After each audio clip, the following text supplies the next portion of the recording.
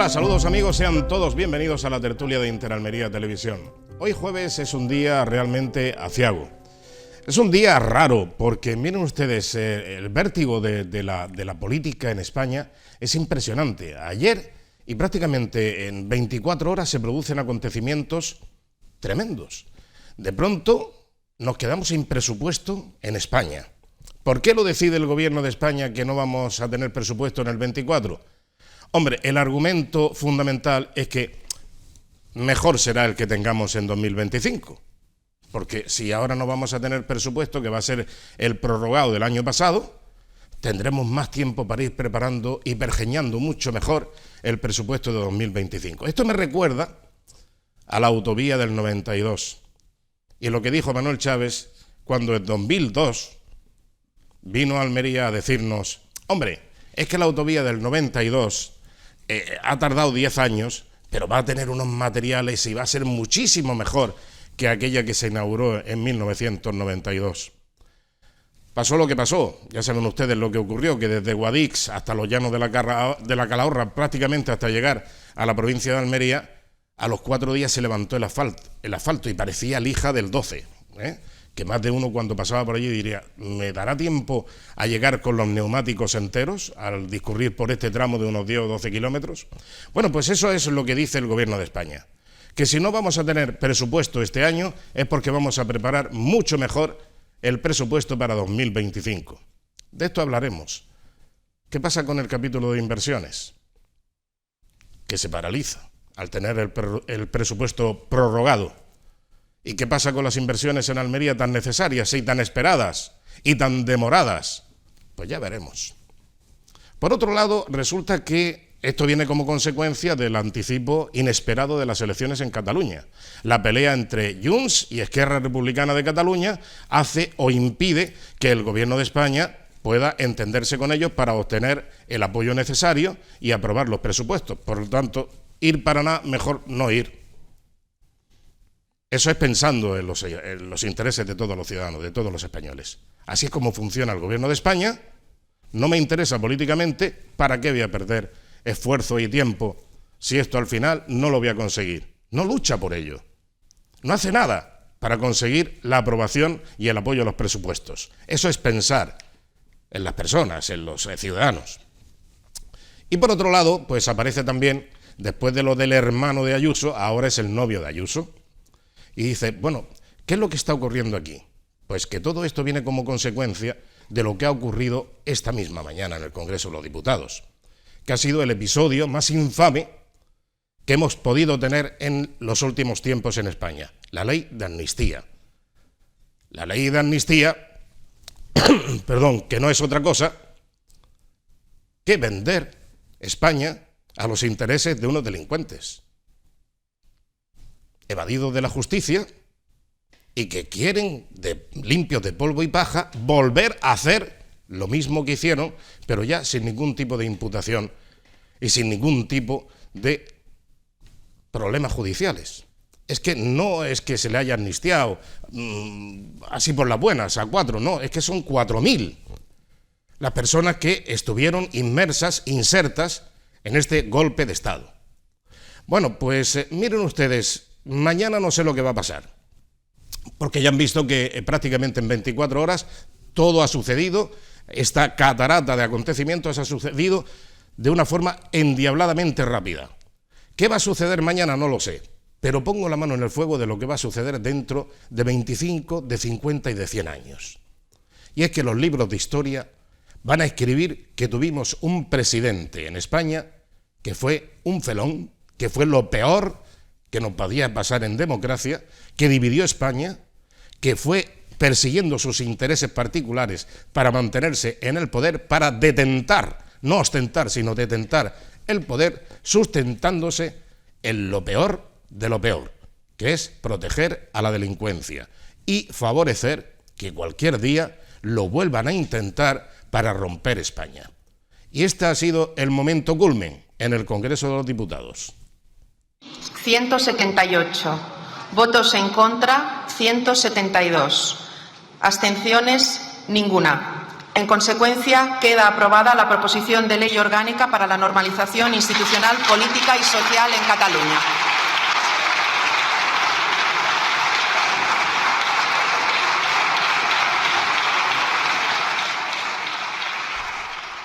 José Antonio, buen día, buenas noches. Buenas noches. Bueno, ya has visto el panorama. El panorama es penoso, ¿no? Muy triste.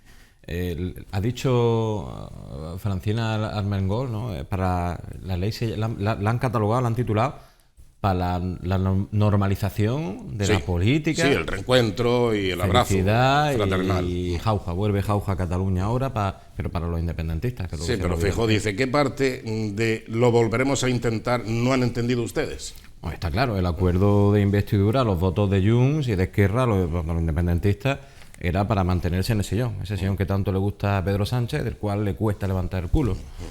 Pero que el punto a punto de la política de cada día, de cada mes, van a necesitar negociar y a ver qué más le dan. Muy bien. Don Antonio Pérez, muy buenas noches. ¿Cómo estás? Recuperándome de la afonía que he tenido durante una mira semana. Cómo estoy yo, ayer y hoy, que de vez en cuando, pues no sé qué es lo que hay, será la primavera anticipada. O la alergia, no solamente a los alérgenos naturales, sino alergia a todo lo que está pasando. Hay que adaptarse a lo que viene y a lo que nos toca. Por lo demás, pues un día penoso, un día solo comparable al golpe de Tejero o algo por el estilo. Sin utilizar armas como en aquel caso, pero este es más fuerte y más de sentir, y ya lo iremos viendo. Ya nos contará también el episodio donde interviene Hacienda, Fiscalía, el hermano de Ayuso y ahora el novio de Ayuso. Efectivamente. Acosados por Fiscalía a través de inspecciones de Hacienda, etcétera. Como parece ser que dijo Ayuso, ya falta que vayan por su perro. Exactamente. Bueno, vamos a escuchar breves fragmentos de lo que ha ocurrido esta mañana, por si no han tenido oportunidad, pero evidentemente supongo que estarán ya más que informados y tampoco vamos a incidir mucho, pero a modo de recuerdo vamos a ofrecerles de nuevo los momentos más importantes, cruciales del debate esta mañana para la aprobación definitiva, no definitiva, la aprobación ahora tendrá que seguir su curso en el Senado, tendrá que ver si tiene alguna réplica en el Constitucional, etcétera, etcétera. O sea que ya veremos el recorrido de todo esto. Pero de momento ha sido aprobado en el Congreso de los Diputados con mayoría suficiente del Partido Socialista y los que apoyan el gobierno Frankenstein. Vamos a escuchar esos momentos. Con la ley de amnistía cerramos ese ciclo de decisiones políticas con las que buscamos acabar con el tiempo del enfrentamiento y abrir el tiempo de la reconciliación y del reencuentro. Ese es el objetivo. Algo que debiéramos de buscar todos los políticos y todas las formaciones políticas, pero que desgraciadamente no es así.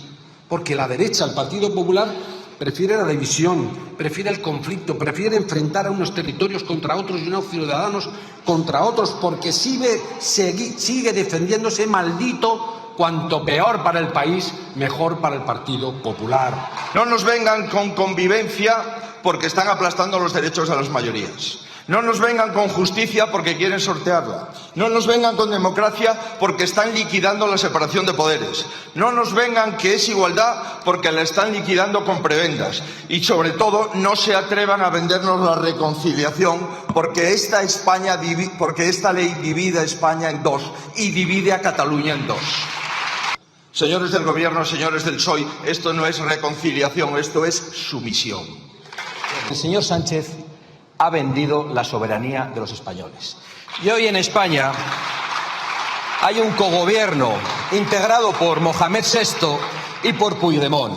Marruecos y los separatistas son los que deciden los destinos i los dineros de los espanyoles. Avui el Partit Popular i Vox votaran a favor de la venjança i aquest fet és invalidant per fer política, senyor Feijóo.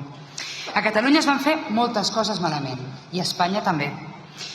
Votar a favor representa avançar i votar en contra significa utilitzar el passat, bàsicament per impedir el progrés. 4 anys fa que estem dient que aquesta llei ha d'existir i ara finalment arribem a la resolució d'una primera part necessària però no suficient per resoldre un conflicte polític d'una manera democràtica i com ho fan les societats madures i avançades d'aquest conflicte que ens ocupa. Aprovar la millor llei d'amnistia possible. Una amnistia integral que no deixa cap independentista fora i que és d'aplicació immediata.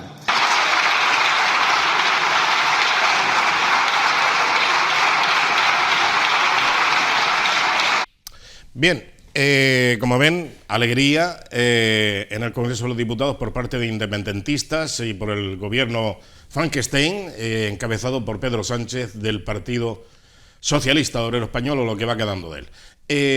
Ya han visto 3 intervenciones, las últimas, que no estaban traducidas. Aquí no tenemos servicio de traductores y podríamos haberlas subtitulado, pero miren, así es como favorecen los independentistas el reencuentro, no entendiéndonos entre nosotros. Y yo no creo necesario que tengamos que ir a rótulos y a traducciones simultáneas cuando podemos entendernos perfectamente en el idioma de todos los españoles, en el castellano o el español. Pero en fin, esto es lo que hay. Vamos ahora a conocer algunas opiniones muy rápidamente para salir de este tema, José Antonio, si te parece. Pues sí, la reconciliación empieza con buen pie. En el Congreso, como bien has dicho, hablando catalán, nadie entiende, nadie escucha. Yo la verdad que no sé lo que han dicho, pero me lo he imaginado, ¿no? Qué malo es la derecha, la ultraderecha, y la palabra venganza he querido escuchar. No sé dónde van a ir los millones y las inversiones millonarias, si van al lado de Cataluña o van al lado del resto de España. Creo que la venganza va por el otro lado, apretándole y dándole vuelta al tornillo de Pedro Sánchez y las que quedan por dar. Exacto. Antonio. Pues un poco de pena con todo esto, porque en Cataluña siempre han podido hablar catalán y nadie se lo ha impedido y de hecho hablaban.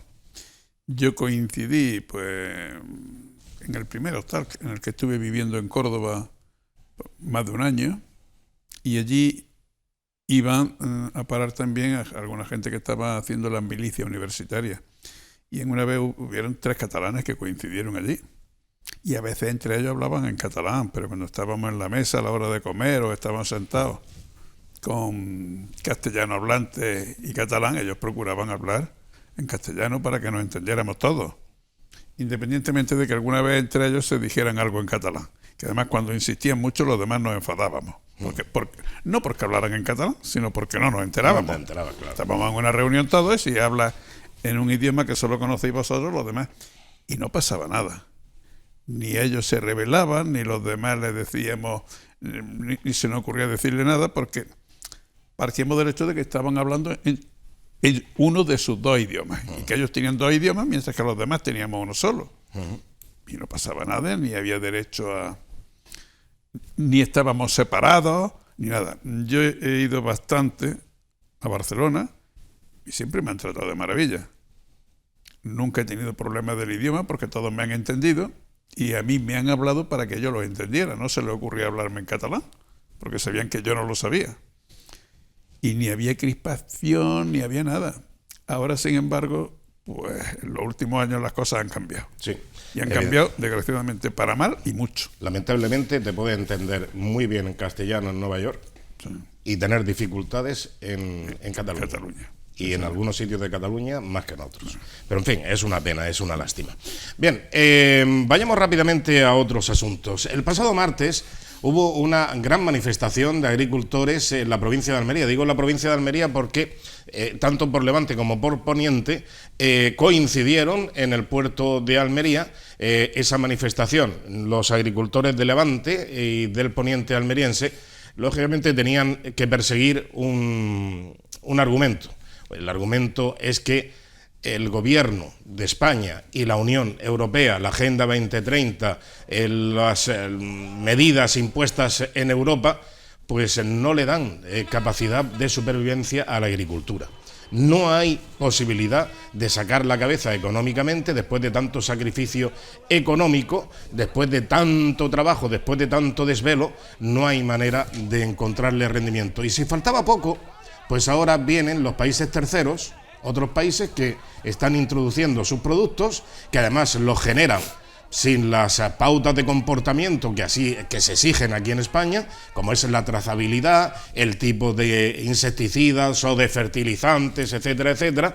Todo eso, bueno, pues se le pasan la mano los productos que vienen de terceros países y aquí nos los tenemos que comer, ¿eh? Y mientras tanto los agricultores de aquí pues exigiéndoles absolutamente, bueno, José Antonio lo sabe perfectamente porque es agricultor, de familia de agricultores, y también estuvo en la manifestación del martes, ¿no? Sí, yo estuve en la manifestación del martes, como también estuvo una gran representación de nuestro partido político, parlamentarios, portavoces, tanto de Almería, del Poniente, del Levante. Desde Vox siempre se ha denunciado, no ahora que es cuando se empiezan a ver consecuencias serias, sino desde hace años siempre se ha defendido que lo que llaman Pacto Verde, transición ecológica, todo es cumplir los dictados de la Agenda 2030, que no es otra cosa que sustituir nuestra agricultura por la de terceros países como Marruecos. La manifestación, sinceramente, discurría muy bien, dentro que era una reivindicación, agricultores, medios de comunicación y gente apoyando. Sí faltó, yo eché personalmente de menos más representación de otros partidos políticos. No una manifestación política, pero que sepan los agricultores que cuentan con el respaldo de la sociedad, no con parte de la sociedad. Estamos viendo concretamente en esas imágenes que hubo altercados donde hubo un detenido. Es muy curioso porque tanto ese chico el que detienen como otros 2 o 3 que había al lado, nadie los conocía. Se presentaron a la manifestación a primera hora, se sentaron, no hablaban con nadie, no saludaban, pero a nadie, absolutamente a nadie. Sí, precisamente esta intervención, vemos ahí a Yandira con el micrófono de Interalmería Televisión, que iba a hacer una intervención en directo, estaba a la espera de conectar en directo y precisamente se difundió esta imagen en directo en Interalmería Televisión, y vemos que previamente, porque las imágenes previas son determinantes para ver que efectivamente ni los conocían ni estaban de acuerdo con lo que estaban haciendo los agricultores que sí estaban en la manifestación, porque esto había 3, 4, 5, no sé los que son. Tú seguramente si estuviste allí cerca lo pudiste comprobar, que no pintaban nada en eso, no eran agricultores al parecer, y que ahí lo único que iban es a reventar la manifestación. Totalmente fuera de lugar, no hablaban con nadie, no se hablaban prácticamente entre ellos, se sentaron en un momento dado en mitad, y solamente cuando los medios de comunicación, que se acreditaron bastante allí, se presentaron bastantes medios, pero de ámbito nacional, local, curiosamente nadie ni un mal insulto ni una mala palabra a la Policía Nacional, y cuando veo estas imágenes me sorprendo mucho porque yo me fui 4 minutos antes. Y eran de los típicos que vienen a reventar manifestaciones.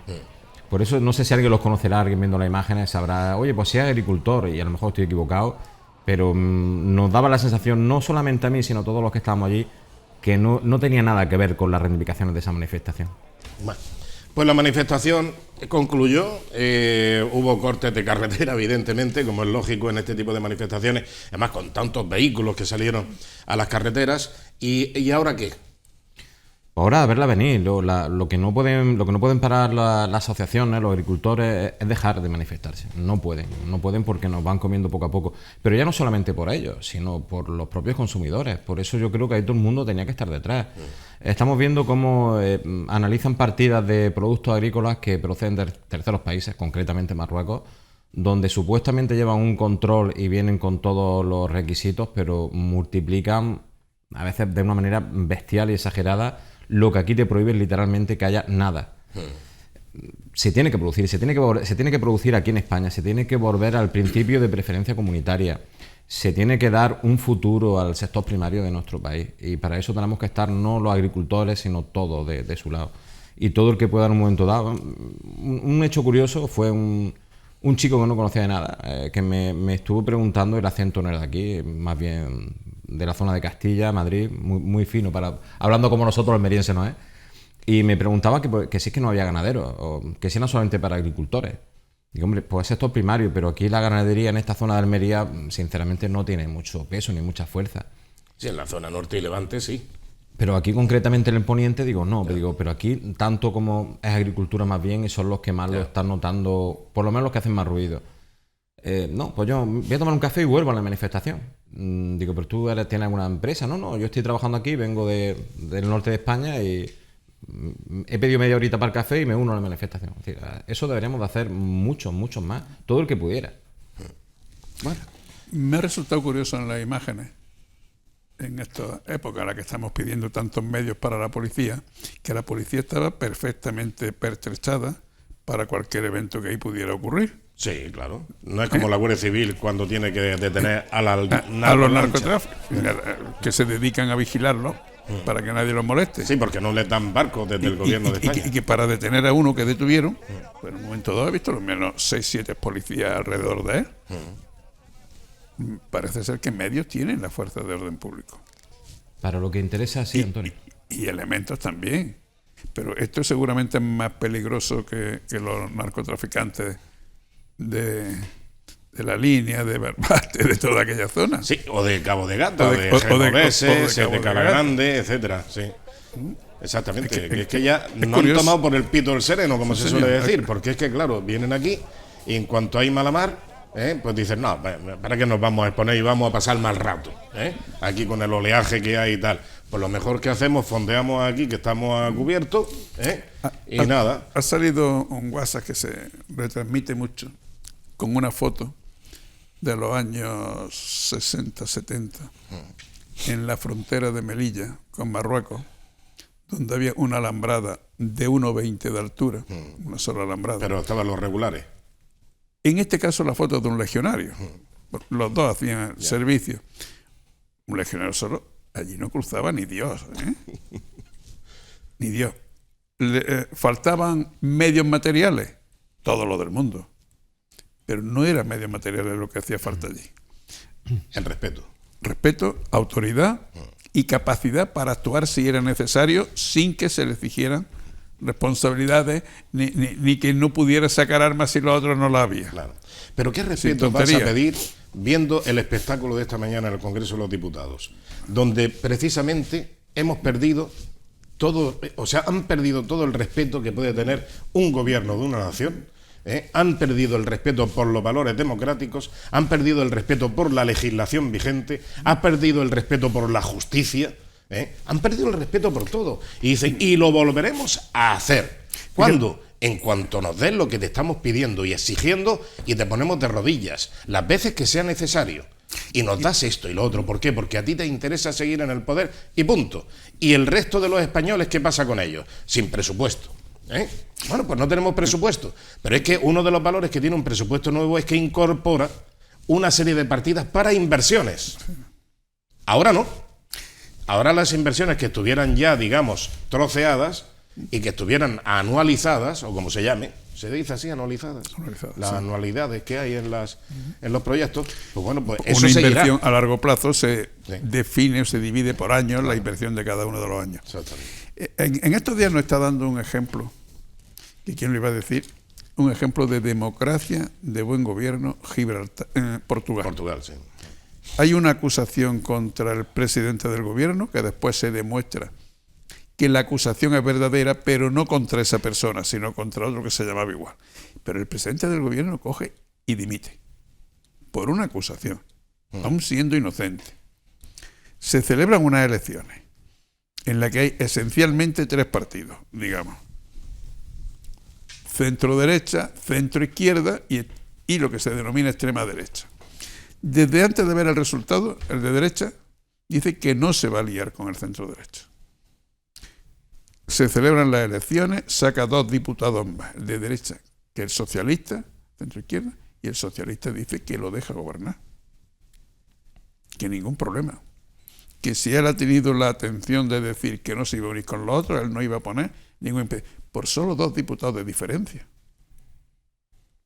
Sí, y lo pero están Antonio, haciendo. eso también puede ser un poco espejismo, ¿no? Porque te dejo gobernar y ya te espero en el camino. O sea, van a tener que acordar cosas. Hombre, eso está claro, van a tener que negociar. Ya te haré yo la vida imposible todo lo que pueda y más, ¿no? Pero de entrada hay muchos partidos pequeñitos con algún diputado, con 2, con 3, algunos de extrema izquierda, otros así.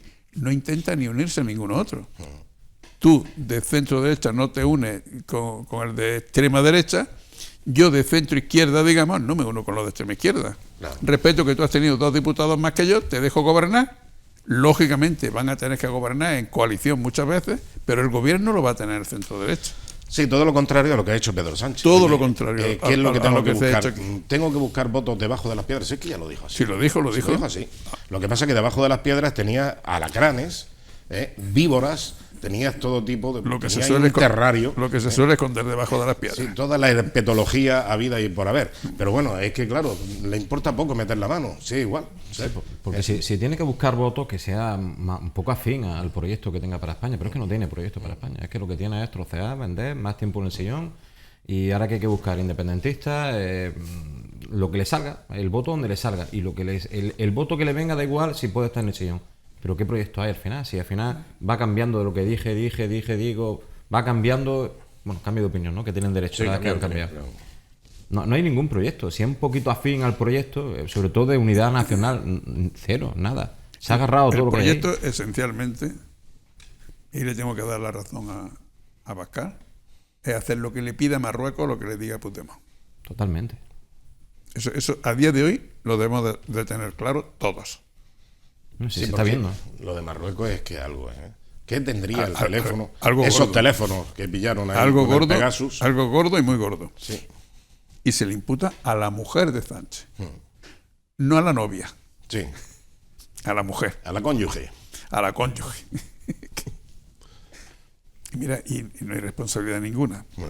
Bueno, entraremos en ese tema ahora, y sobre todo por lo del novio de Ayuso y los movimientos de Hacienda y la Fiscalía especialmente. Pero, hombre, que no todo sea malo, evidentemente. Es que nos lo ponen muy malo, el asunto está así. O sea, que es que nosotros no tenemos la culpa. Contamos cosas de lo que vemos, de la información que se produce, y lo que está ocurriendo realmente es para meterse debajo de la mesa. Pero lo cierto es que para mañana tenemos una noticia muy interesante, muy importante para Almería. Porque miren ustedes, de cómo dejaron el Servicio Andaluz de Salud de la Junta de Andalucía el hospital provincial hecho unos zorros, al final la Diputación, el Ayuntamiento de la capital, la Junta de Andalucía y el 1% del cultural, que se llama, del Gobierno de España, han contribuido para que tengamos un magnífico museo del arte realista de toda España, que se concentra, se condensa en Almería. Mañana va a ser la inauguración. Vamos a escuchar a nuestra compañera Yandira, que nos explica exactamente en qué va a consistir este Museo del Realismo en Almería. Este viernes abre sus puertas el Museo del Realismo Español Contemporáneo, la primera pinacoteca de nuestro país dedicada a los autores realistas españoles. Entre ellos tendrán un papel protagonista los artistas de la segunda mitad del siglo XX. Un museo único a nivel nacional y uno de los mejores de España. El Museo del Realismo Español cuenta con más de 3.000 metros cuadrados, donde se divide en 2 plantas, como bien sabéis, con 13 galerías, de las cuales 11 de ellas serán de colección permanente y 2 serán de exposiciones temporales. También va a haber un programa cultural al margen de todo eso. La Fundación Ibáñez Cosentino es la encargada de gestionar este nuevo espacio cultural, que será además el único de España en el que estudiar la obra de los 7 realistas de Madrid. A día de hoy, que ya está terminado y ultimado, se expondrán 269 obras, de las cuales 187 son pinturas en distintas técnicas y soportes, 64 son esculturas o relieves, en escayola, bronce, resina de poliéster o madera, 17 son dibujos, algunos de ellos de gran formato, y especialmente teniendo en cuenta la importancia que para el realismo español contemporáneo tiene el dibujo, así debía ser. La visita por el museo se distribuye en 2 plantas. En la baja se ubicarán obras de mediados del siglo XIX hasta principios del XX, con autores como Sorolla, Zuluaga, Rusiñol o Julio Romero de Torres. La superior es el corazón del museo y se centra en esos realistas contemporáneos que cambiaron la trayectoria de esta corriente artística, que encabeza Antonio López y que conecta con Almería a través de Andrés García Ibáñez. Para disfrutar en primicia, este fin de semana habrá jornada de puertas abiertas con invitación previa. La Diputación Provincial de Almería va a poner a disposición de los almerienses y de cualquier persona que quiera ver el Museo de Realismo, va a poner a disposición 5.000 entradas de forma gratuita para poder visitar el Museo de Realismo los días 16, 17 y 18, es decir, el sábado, el domingo y el lunes. A partir del miércoles, el Museo del Realismo abrirá de martes a sábado en horario de mañana y tarde y los domingos de 10 a 3. El coste de la entrada general será de 5 euros. Bueno, pues ya tenemos una buena noticia. Una buena Almería. noticia, una maravilla ese museo. Tiene buenos cuadros.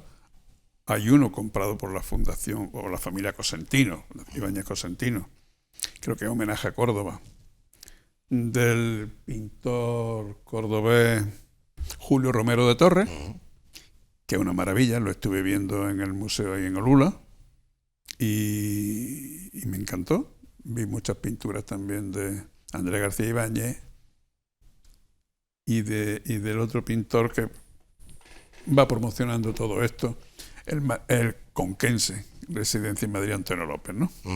Exactamente. Y sí merece la pena ese museo. También digo algo que me causó bastante sorpresa por la inmensidad que tiene, el museo de Andrés García Ibáñez en Olula del Río, con las dos partes, dedicadas esencialmente a él y la otra. Es que ya el exterior ya te llama la atención. Ya llama por la cantidad de esculturas, de cosas que hay. Un restaurante donde también se come muy bien. Exactamente. Todo hay que decirlo. Lo tenemos que llevar todo en paralelo. Hombre, por favor. Y él parece ser que es el único museo del realismo que va a haber en España. Y para mí es una buena utilidad que se le da aparte del antiguo hospital que había aquí en Almería. Claro. Que lo dejaron hecho un desastre y fíjate cómo se ha recreado lo que era realmente, porque estamos hablando de una de las construcciones más antiguas que están en pie y en buen uso de la historia de Almería, de la historia monumental de Almería, del siglo XVI. 1560 y tanto, no recuerdo, pero vamos, del siglo XVI, que tenemos muy pocas cosas en Almería. Muy pocas cosas, pero me parece una buena utilidad tener un museo de ese tipo. Sí, es una buena utilidad. Con el déficit que tenemos en sanidad ahora mismo, ojalá se hubieran destinado esos recursos para lo que era un hospital provincial, pero dado que no se ha podido y se hace un museo... Ese hospital funcionaba y tuvo su utilidad cuando no había otros hospitales. Claro. Ahora hay muchos otros hospitales. Ese hospital tiene dificultad para entrada y salida de ambulancias, para cosas de este tipo, y ya su construcción no se ajustaba a las necesidades que tiene la medicina actualmente. Sí, la inversión al final, antes que dejarlo caer, un edificio emblemático de Almería, histórico, pues, se le da un uso razonable y además bueno para la ciudad de Almería, donde va a incrementar su abanico de ocio y para los turistas, para los habitantes de Almería. Es curioso porque aquí resulta que el Partido Socialista, que ha tenido durante tantos años la responsabilidad de la sanidad pública a través del Servicio Andaluz de Salud, el SAS, ha tenido el hospital provincial y al final lo dejó abandonado. Ha tenido el 18 de julio durante tanto tiempo y lo ha dejado abandonado. Y este ha sido totalmente demolido. El 18 de julio se demolió. Se demolió, por eso te digo, demolido. El 18 de julio, ¿cómo estaría de abandonado? Que recuerdo aquella noticia famosa cuando un vagabundo que por lo visto entraba por la rendija de la puerta, estaba la puerta semiabierta, y allí se metía entre ratas, ratones, bichos, tal, y allí hacía su vida. Y entonces murió. Y un día se descubrió, al cabo de varias jornadas, porque dicen que por lo visto llevaba casi una semana allí, cadáver, pues se descubrió que estaba el cadáver de este vagabundo. Respuesta de un dirigente de la Junta de Andalucía. Hombre, es normal que aparezca un muerto. Digo, bueno, es lo que fue un hospital. Sí, es normal. O sea, esa fue la respuesta. Luis Caparrós, concretamente. No sé qué. En fin, por eso te digo que y dice, ¿cómo es posible que ahora haya miembros del Partido Socialista que hacen procesión delante del hospital de la Cruz Roja, que es totalmente obsoleto, que ya lo dicen los propios los trabajadores de allí? Oye, esto está que no se puede funcionar, esto está que se nos queda entre las manos, esto que no funciona, que el hospital de la Cruz Roja es como un último recurso y no quiero hablar más. Y entonces dice, ¿y cómo es posible que ahora estén poniendo el grito en el cielo por la desaparición o por la ausencia de uso o no recuperable el hospital de la Cruz Roja? Es increíble. O sea, es la desfachatez de decir, lo hemos hecho rematadamente mal, hemos humillado incluso a la población y a los representantes de las instituciones como de la Diputación Provincial, entregándole en una caja de zapatos todas las llaves de las dependencias del hospital provincial y sin ni una mísera indicación. sin una etiqueta. O sea, hasta esa humillación, ese desparpajo. Nos hemos llevado, hemos hurtado un despacho, no sé, no sería del siglo XVI, supongo, pero desde luego que sí era antiquísimo, porque era de madera labrada, cuero repujado, una maravilla. Y algún delegado de la Junta le gustó aquello, se lo llevó para su despacho. Pues era su cortijo. Y desaparecieron. Se han llevado muchas cosas. Claro, A la hora de cesar, muchos han cargado furgones. Claro, y la farmacia, que había un botamin extraordinario, ese sí que era antiquísimo, ¿sabes? Porque había ahí unos cristales y unos botes y unas cosas, bueno, tremendo. Bueno, pues todo eso desapareció y alguien lo tendrá, alguien lo ha robado durante el ejercicio de la actividad o cuando se presumía ya inmediato el cese de la actividad del hospital provincial. y mientras tanto, perdón, vemos esas maniobras de distracción con el hospital de la Cruz Roja y cosas así, pero en fin. Es lo que es. Bueno, creo que es el momento de ir a publicidad. Enseguida volvemos con otros asuntos y por supuesto no nos olvidamos del novio de Ayuso. Enseguida volvemos. Hasta ahora.